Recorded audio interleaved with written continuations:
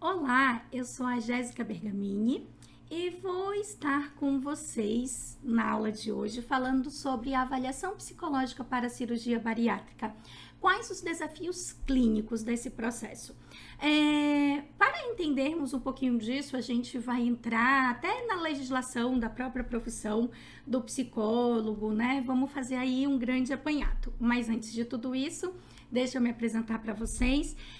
Eu sou psicóloga já há bastante tempo, tenho 12 anos de formada, tenho várias especializações na área de neuropsicologia e neurociências, que são sempre as áreas que eu mais me dedico a estudar.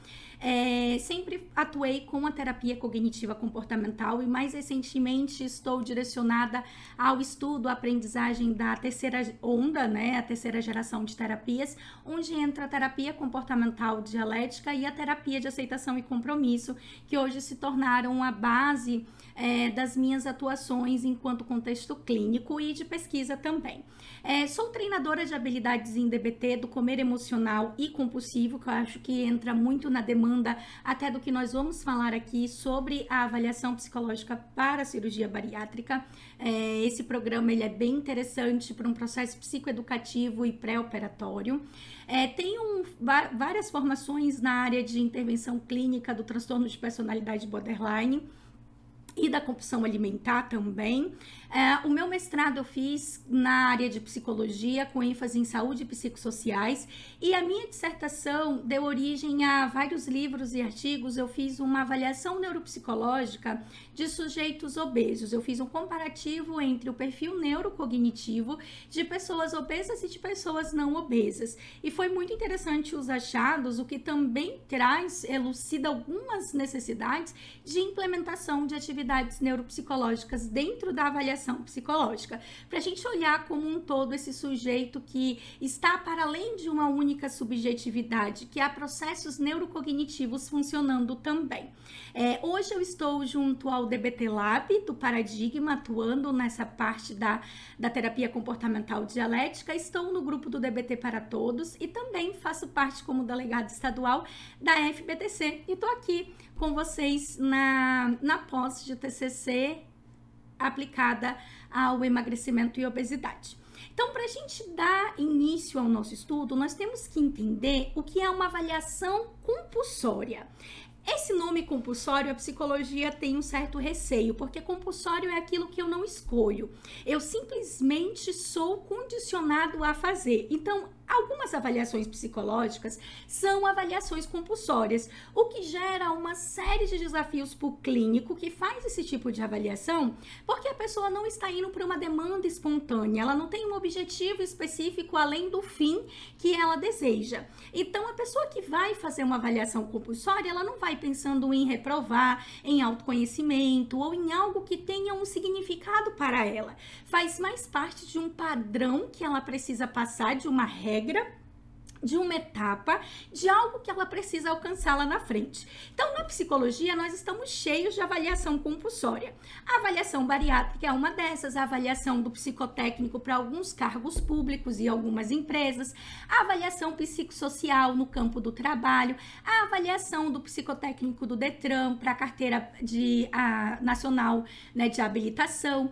Tem também as cirurgias para laqueadura, vasectomia, as cirurgias para mudança, né, de sexo, né, o início do uso de hormônios para o processo de transgênero também. Então, tudo isso é o que nós chamamos de avaliação compulsória, ou seja, o sujeito precisa passar por essa avaliação, querendo ou não, para que ele possa ter algo ali, né? Então, ele tem que fazer avaliação psicológica para fazer a cirurgia. Ele não vai conseguir fazer a cirurgia sem essa avaliação psicológica.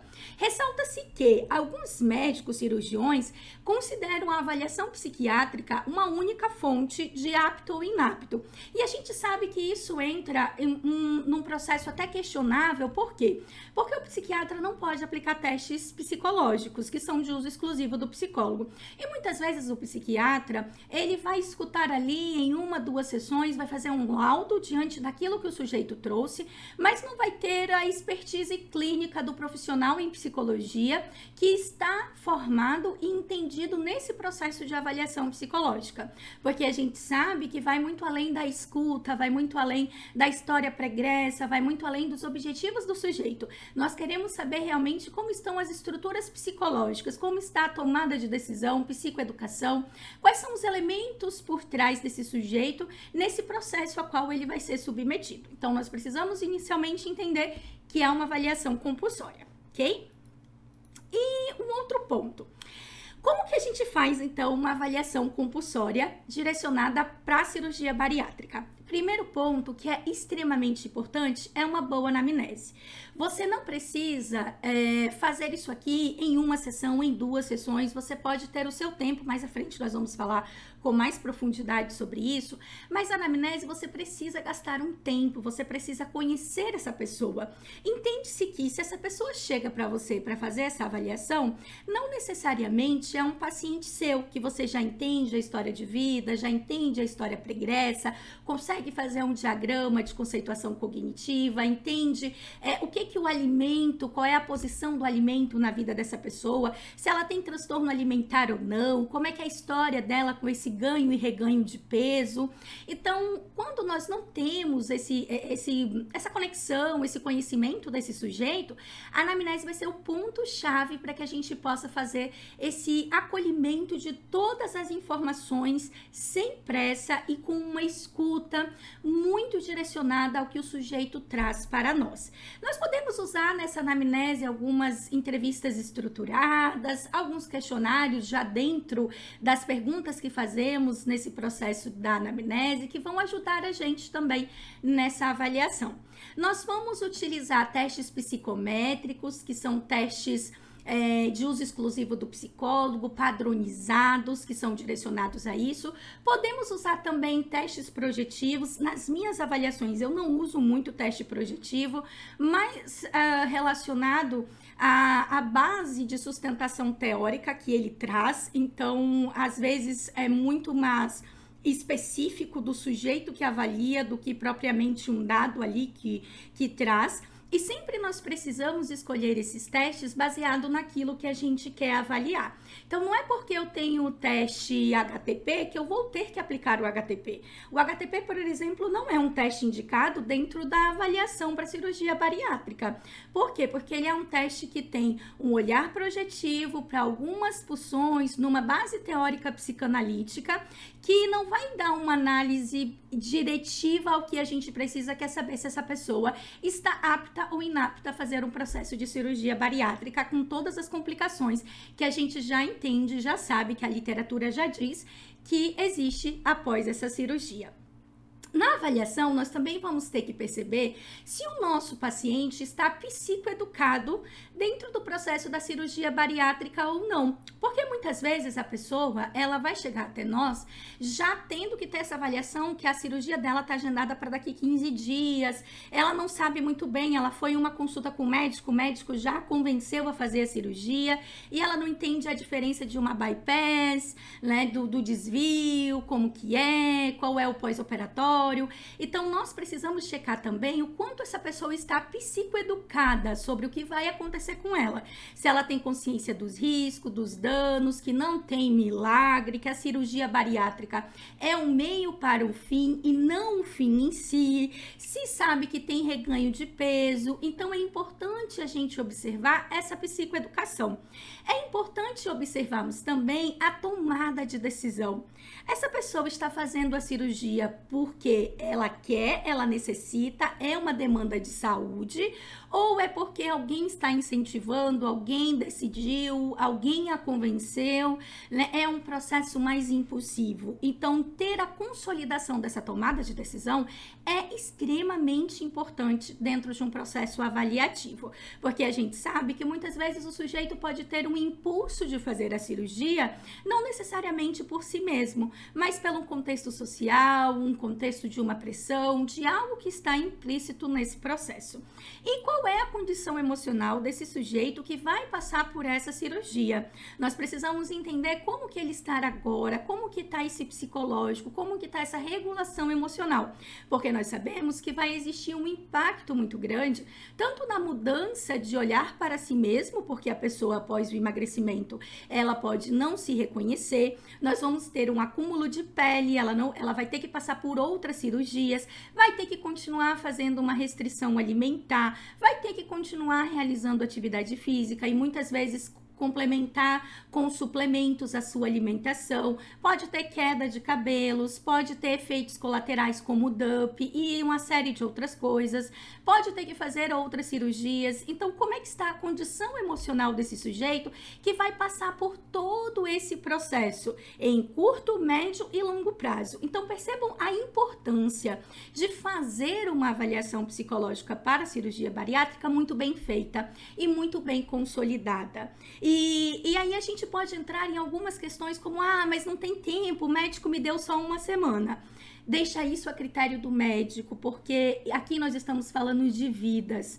E eu atendo muitas pessoas que vêm ao meu consultório depois da cirurgia bariátrica, com transtorno bipolar, com transtorno do uso de substâncias, com autoestima muito defasada, com distorções da autoimagem, e isso impacta consideravelmente as pessoas. Então, não é o impulso do médico, o desespero de querer fazer essa cirurgia, que tem que nortear a sua avaliação.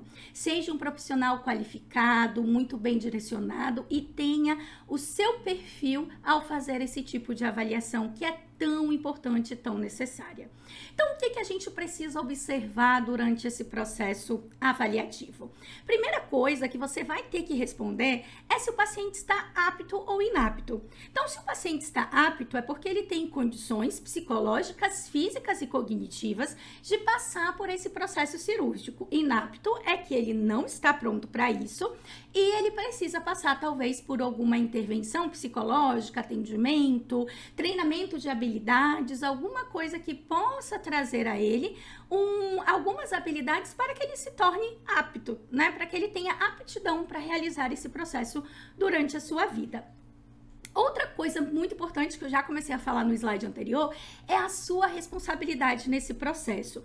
Existem muitas pessoas que inclusive chegam a tentar suicídio pós-cirurgia, depois de 4 anos estão com o mesmo peso de antes de fazer a cirurgia ou até mais, precisam passar por uma segunda cirurgia, e isso é de responsabilidade do profissional que avaliou, porque se a gente observa que esse sujeito não está pronto para essa tomada de decisão, motivado para essa mudança, enganjado nesses novos comportamentos, consciente do que ele vai viver aqui para frente, ele não está apto a esse processo.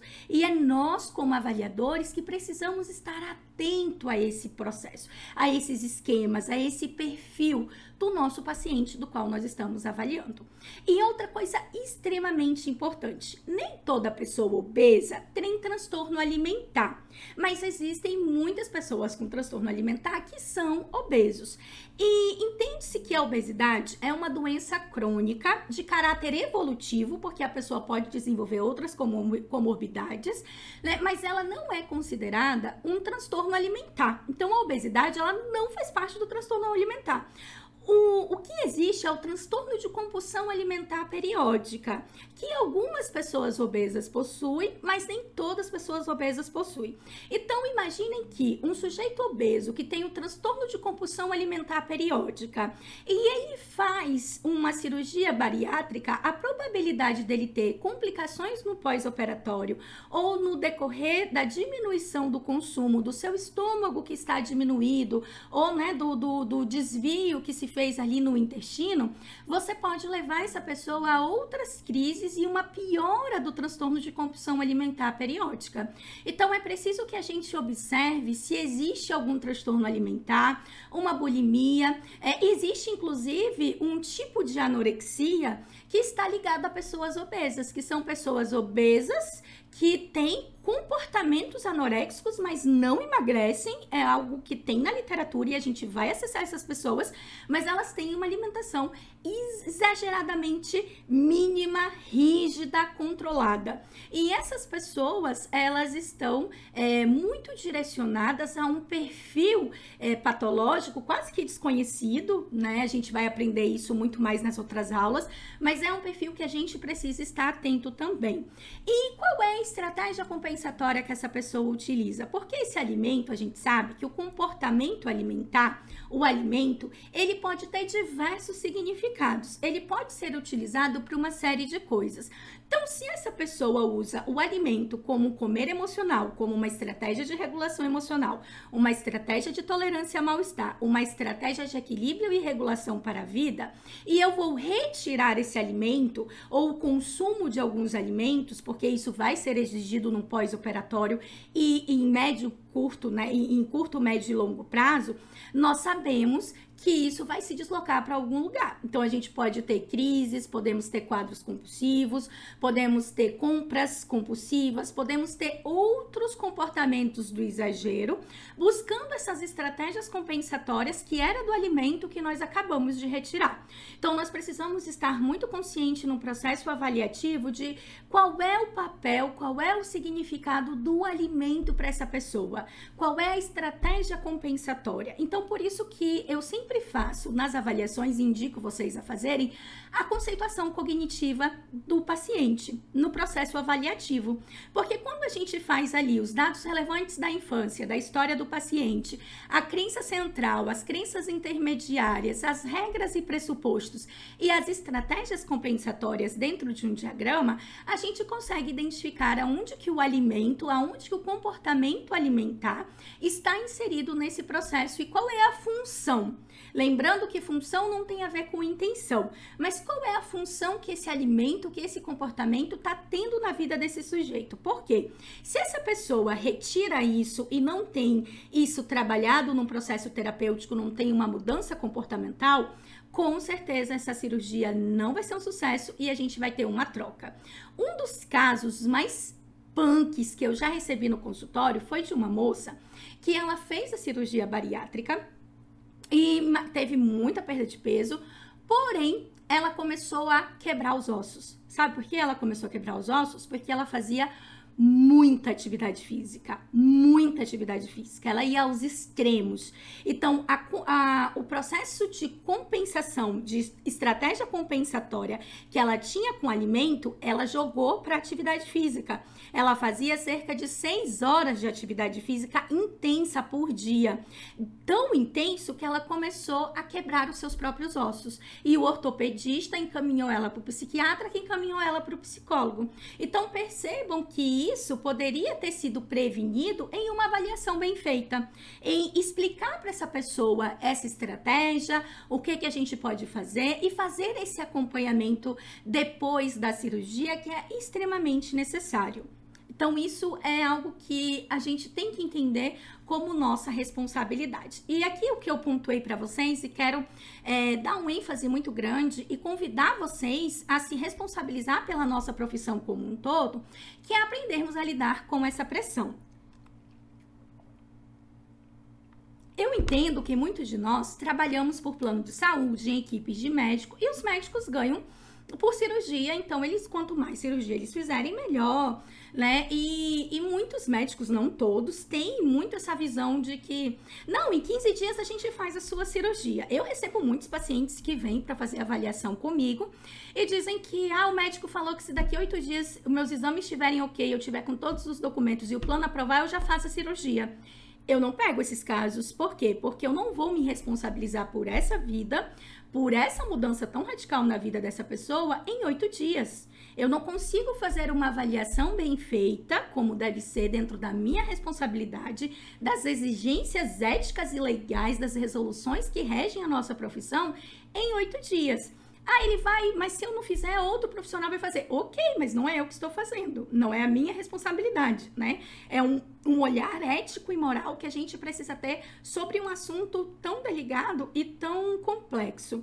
Então, quando a gente vai fazer a avaliação, a gente se dispõe a atender essa população, faça a avaliação no seu tempo.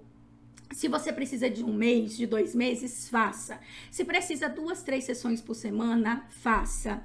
Respeite o paciente. Você não precisa seguir o médico, o desespero do médico ou o desespero de que quer que seja. Respeite o paciente e explique isso para o paciente. Explique a importância dessa avaliação. Explica sobre o sofrimento dele, que às vezes essa antecipação, esse impulso, essa pressa, esse desespero por fazer essa cirurgia logo pode levar a muitos efeitos colaterais, a muitos danos cognitivos e comportamentais, e que uma avaliação bem feita, uma psicoeducação, um tratamento realizado bem feito e bem consolidado vai sim resolver de uma vez por todas esse problema do comer emocional e compulsivo que essa pessoa traz ao longo da vida. E isso está implícito na ética da avaliação. Não faça uma única sessão de avaliação, não aplique só um questionário, só um IFP, só um HTP e já dê o laudo, já dê uma declaração de apto. Isso vai contra a própria ética do processo avaliativo. Então, você tem que mensurar, você está dizendo que essa pessoa está apta, baseado em quê? Qual é o instrumento, qual é o teste, qual é o dado que sustenta essa sua aptidão? Porque se essa pessoa depois tem alguma problemática e ela identifique que ela não estava pronta para fazer essa cirurgia, como já muitos pacientes entraram nessa compreensão, ele pode processar o profissional de psicologia que estava lá apto. Então é um risco muito grande, a gente precisa fazer uma avaliação muito bem feita para que a gente tenha essa ética. Converse com o médico, explique a necessidade, se for possível, né? Tenha esse compromisso com você. Converse com um terapeuta da pessoa para buscar informações ou para conversar sobre esse procedimento também. Converse com a família. Então, a gente precisa fazer todo esse amparato para entender esse processo e poder realizar a avaliação psicológica bem feita para esse caso, né? Outro ponto que a gente precisa avaliar são os transtornos psiquiátricos. Então, a gente já sabe que todo transtorno psiquiátrico em pessoas obesas tem um declínio muito pior. Não gosto dessa palavra pior, mas muito mais intenso, né? Então, uma pessoa que tem transtorno bipolar, por exemplo, e é obesa, o transtorno bipolar vai trazer impactos muito mais consideráveis, os sintomas vão ser muito mais visíveis, a gente vai ter muitos maiores danos, né? Então, a gente precisa observar, precisa avaliar se esse sujeito tem algum transtorno psiquiátrico. Muitas pessoas não vão dizer que tem, outras pessoas vão dizer que tem, e a gente vai ter que verificar se esse transtorno vai ser impactado num processo de cirurgia ou não, né? Como que vai ser esse desenvolvimento. Então, o primeiro ponto é a gente observar se esse transtorno ele é agudo, ou seja, ele está ativado nesse momento. Por exemplo, um transtorno de ansiedade generalizada. Como que está essa pessoa agora diante da possibilidade de uma cirurgia? Ou geralmente essa pessoa tem sintomas mais progressivos, conforme vai acontecendo eventos na vida, de repente ela tem aquilo ali. Então, a história pregressa vai dar muitos indicativos sobre esses transtornos psiquiátricos. Então, a gente tem que ir desde do transtorno disfórmico corporal, transtornos alimentares, transtorno de personalidade, transtornos afetivos, né? Nós precisamos realmente fazer um amparato de algumas condições que essa pessoa possa ter, que são impeditivos para um processo de avaliação. Não são impeditivos em si, tá? Eu quero deixar isso muito bem claro, que isso não é um impeditivo, mas que isso pode agravar caso não esteja tratado. Então, por exemplo, se a gente tem um paciente TAG, obeso, né? Então, obviamente, essa pessoa tem um comer emocional lá em cima, possivelmente, porque o TAG, né, com obesidade, a gente vai ter um comer emocional muito intenso. A gente vai ter uma compulsão em muitos momentos. Essa ansiedade causa aí uma busca, uma estratégia compensatória na alimentação. E essa pessoa está em um momento de intensa ansiedade nesse momento, ela está num quadro agudo. Eu não posso encaminhar essa pessoa para uma cirurgia num quadro de ansiedade agudo. Eu preciso tratar essa ansiedade primeiro para ela poder estar pronta para fazer a cirurgia. Imagina uma pessoa com transtorno de ansiedade generalizada que usa a alimentação como uma estratégia de regulação dessa ansiedade num pós-operatório de uma cirurgia bariátrica, comendo e fazendo dieta líquida em copinho de café. Imagina o intenso sofrimento psíquico que a gente está direcionando para essa pessoa. Então, é importante a gente fazer essa análise. E aí, nessa história pregressa, nós vamos também observar o risco genético, né? Se existe na história da árvore genealógica dessa pessoa alguém com algum transtorno, porque às vezes a pessoa não traz o diagnóstico, mas aqui a gente já consegue ver algumas evidências. Vamos perceber se tem algum transtorno de personalidade e também o princípio de tudo, abuso de substância. Também é um processo de inaptidão. Existem muitas pessoas que fazem a cirurgia bariátrica e por não conseguirem desenvolver outro tipo de estratégia compensatória, acabam indo para o uso de abuso de substância. A literatura traz isso para a gente, assim, de uma forma extremamente considerável, extremamente impactante, né? Então, é muito comum o alcoolismo, dependência química, uso de cocaína, de excitatórios e até de medicamentos. Então, é muito importante a gente mapear se essa pessoa já não está em um uso abusivo de substância antes da cirurgia, para que a gente também possa verificar se isso é um grau de impeditivo ou não, tá? E aí a gente faz os devidos encaminhamentos, né? Então a pessoa não passou ou a pessoa passou. Independente disso, nós vamos ter o acompanhamento psicológico em curto, médio e longo prazo para quase todos os casos. Inclusive, o indicado seria que todos os casos tivessem acompanhamento psicológico, o acompanhamento psiquiátrico, o acompanhamento nutricional e o treinamento de habilidades, se for possível. Por que eu coloquei o treinamento de habilidades aqui da terapia comportamental dialética para vocês? A DBT, que é a terapia comportamental dialética, ela trabalha com 2 eixos de intervenção clínica, que é o atendimento individual e o treinamento de habilidades. Então, a pessoa, ela, ao mesmo tempo que ela está nesse atendimento individual com o seu psicólogo, ela também participa de um treinamento de habilidades.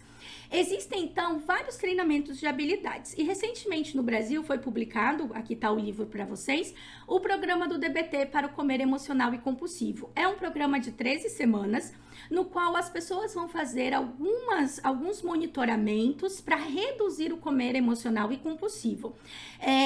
Em grandes centros, em grandes clínicas europeias e americanas, nós já temos a implementação dessas 13 semanas desse programa como um preditor ao processo da cirurgia bariátrica. Então, antes de fazer a cirurgia bariátrica, a pessoa passa por esse treinamento de habilidades, o que ajuda imensamente em mudança de comportamento, em estabelecimento de novos repertórios e, com toda certeza, num prognóstico muito melhor em curto, médio e longo prazo após a cirurgia bariátrica. Então, essa equipe aqui trabalhando de uma forma coesa, tendo conhecimento desses processos, nós vamos com certeza conseguir auxiliar o nosso paciente a ter os maiores benefícios do processo cirúrgico e, de fato, ter uma vida que vale a pena ser vivida, que é o nosso grande foco, o nosso grande direcionamento.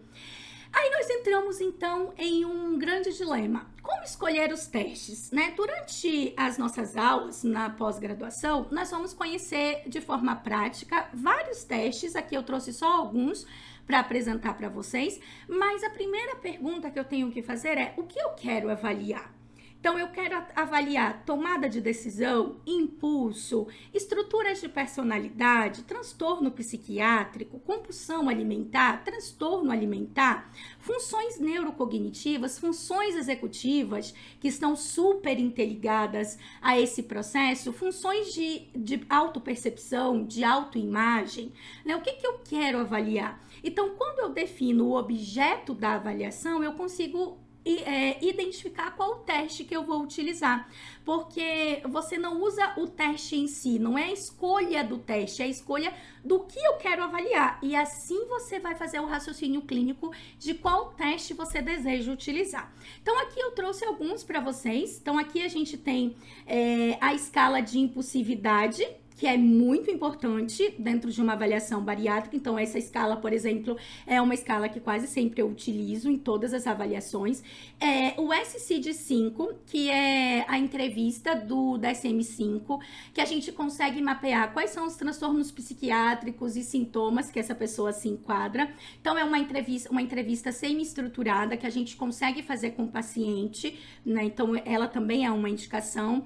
O BFP, que é uma bateria fatorial de personalidade, então é um teste psicométrico que também dá algumas noções de personalidade, de estrutura desse sujeito, que vão favorecer um raciocínio clínico entre o BFP e a SCID em muitos momentos, e até essa impulsividade. Então, quando a gente faz um laudo, um atestado, a gente faz esse raciocínio, né? Então, eu tenho um dado aqui que conversa com esse dado, e isso é um raciocínio clínico de uma avaliação psicológica. Esse é o raciocínio, de fato, para identificar as aptidões e inaptidões desse sujeito. É a análise da qual você vai tirar a sua conclusão do seu laudo, né? E aqui, esse artigo é da tradução da escala de compulsão alimentar periódica, que também muito utilizada, né? E existem outras escalas também, escala de bulimia, de anorexia, de autoimagem, de hábitos alimentares. Então, tem várias escalas que a gente pode estar aplicando, que vai trazer dados extremamente importantes no momento de uma avaliação e que vai favorecer a fundamentação do nosso diagnóstico, da nossa análise, do nosso raciocínio clínico para a resposta ao que foi solicitado dentro do processo avaliativo. Quase sempre, na verdade sempre, a avaliação psicológica ela vai ter um perfil quanti-quali. Por que quanti-quali? Porque nós vamos lidar com testes psicométricos, que são em sua grande maioria quantitativos, mas nós também vamos ter uma parte qualitativa, que é na qual nós falamos das impressões clínicas, da anamnese, dos dados, dos questionários, das entrevistas semi-estruturadas, e isso tudo vai estar na escrita do seu laudo. Então, quando a gente faz uma avaliação, gente, aplicar teste é muito simples. Você leu ali no manual, se aplicou. Agora, interpretar o que está naquele índice do teste, interpretar o resultado e conseguir escrever isso de uma forma concisa e compreensível dentro de um laudo, com termos técnicos, seguindo a resolução, é a grande dificuldade da maioria dos profissionais. Então, essa escrita do laudo, ela precisa ser muito bem fundamentada.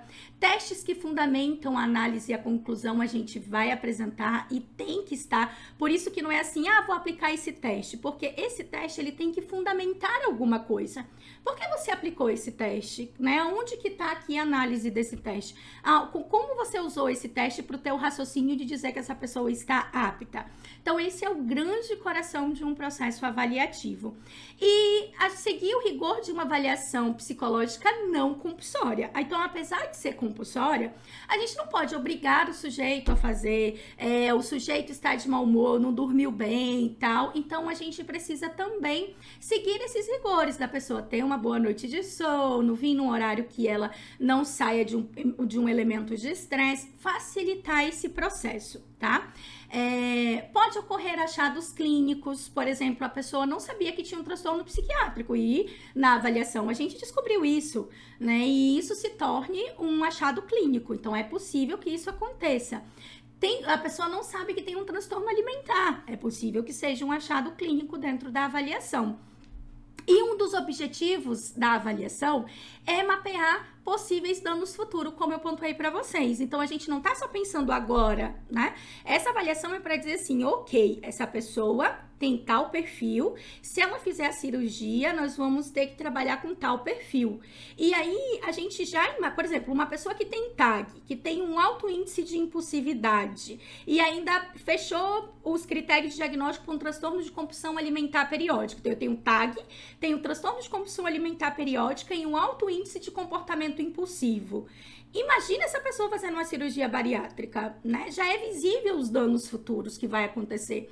Então, a gente pode preparar essa pessoa para que ela não tenha esses danos futuros diante desse processo. Então, por isso que a gente tem como objetivo mapear os danos futuros, para que, inclusive, isso justifique o efeito da pessoa estar realizando, né, o processo pré-operatório, fazer o tratamento durante o processo cirúrgico e também depois da cirurgia.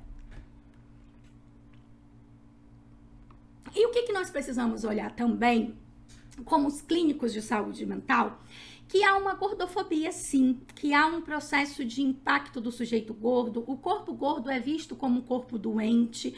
O corpo da pessoa gorda entra primeiro do que qualquer outra habilidade que ele tenha, né?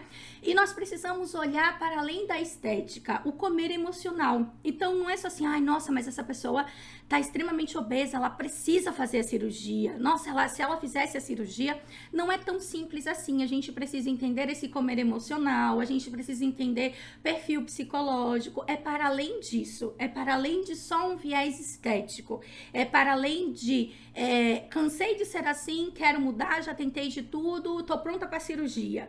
Não é tão simplório assim, né? Mais complexo, envolve muitas mais questões internas aí que a gente vai ter que ter acesso e consciência em relação a isso.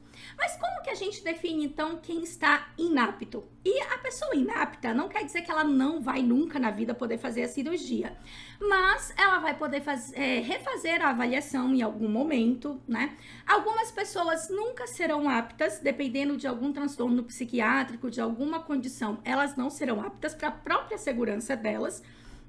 Existe a necessidade da psicoeducação sempre, em todo o processo. A tomada de decisão, então essa pessoa não tem consciência, está sendo impulsionada pelo marido, pela mãe, pela família, pelo próprio médico, né? Quais são os valores de vida dessa pessoa, né? Isso está inserido nesse processo ou não?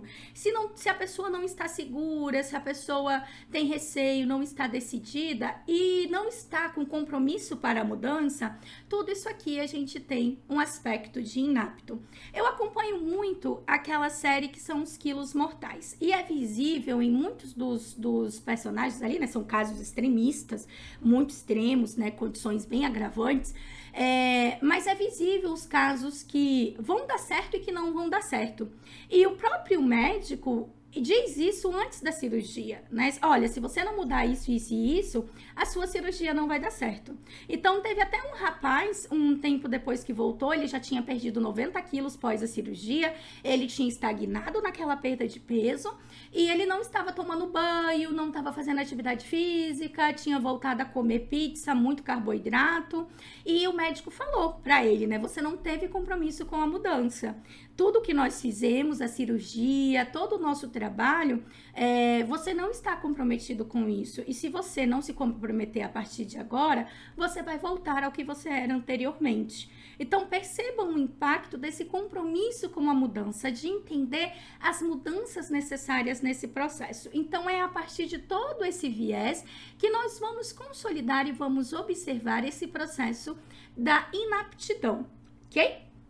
Então, esse é o conteúdo mais geral sobre a avaliação psicológica e os desafios clínicos dentro da cirurgia bariátrica. Esse aqui são os meus contatos, meu e-mail, meu Instagram, para vocês me seguirem. Espero que vocês tenham gostado dessa aula e que isso tenha trago uma inquietude para vocês em relação a serem profissionais éticos e direcionados a fazer uma avaliação para a cirurgia bariátrica dentro dos conformes, dentro daquilo que se pede, pensando no sujeito, pensando naquilo que nós precisamos responder, ok? Então, muito obrigada pela atenção de vocês. Até mais!